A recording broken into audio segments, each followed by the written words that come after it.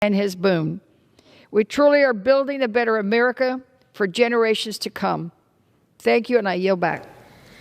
The gentlewoman yields. The chair recognizes the gentlewoman from New Mexico, Ms. Herrell, for 5 minutes. Thank you, Madam Speaker. Today I rise to pay tribute to a decorated American war hero, Sergeant Dan McBride Jr. of Silver City, New Mexico. Dan passed away at the age of 97 on February 16, 2022, and was among the prestigious members of New Mexico and our nation's greatest generation. In 1942, during World War II, Dan enlisted as a paratrooper in the U.S. Army's 101st Airborne, also known as the Screaming Eagles. He was one of the first American service members on the ground in Normandy during D-Day and was one of our longest-living World War II heroes. Dan was an exceptional marksman, which served him well as a sniper and a machine gunner.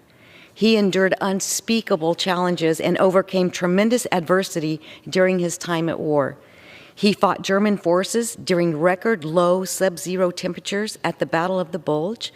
He took heavy fire, was wounded in action, and had limited access to food and resources behind enemy lines. His heroic actions did not go unnoticed.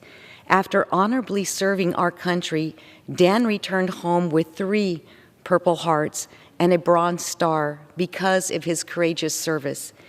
He was also featured in the book 3 of The Last Screaming Eagles, along with his fellow paratroopers Dick Klein and James Martin.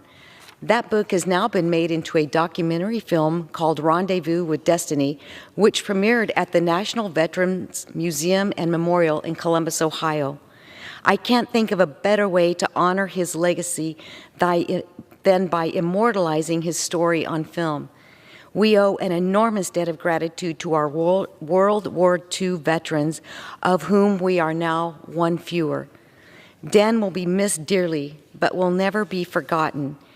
It was absolutely clear to everyone who met him that he loved this country and enjoyed life with a passionate American spirit. Dan was laid to rest at the Baird National Cemetery with full military honors. He is survived by his 3 children, Danny McBride, Pat McBride, and John Carr. Thank you, Dan, for your bravery and for being a true representative of the greatest generation, and for making the world a safer place. For we know that freedom isn't free, and today we enjoy the benefit of living in a nation of freedom because of Dan's sacrifice and the sacrifice of so many others. Dan, you possessed the courage of David, the patience of Job, and like Paul, the willingness to stand for your convictions and for what you believed in. Everyone who had the privilege to meet you was immediately drawn to your stories, your strength, and your heart so full of joy and pride. You have impacted more lives than you will ever know, and even in death, your legacy will live on.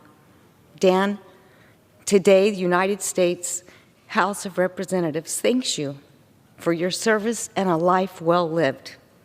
I am confident that on February 16th, you were welcomed into God's loving arms and you heard him say, "Well done, my good and faithful servant."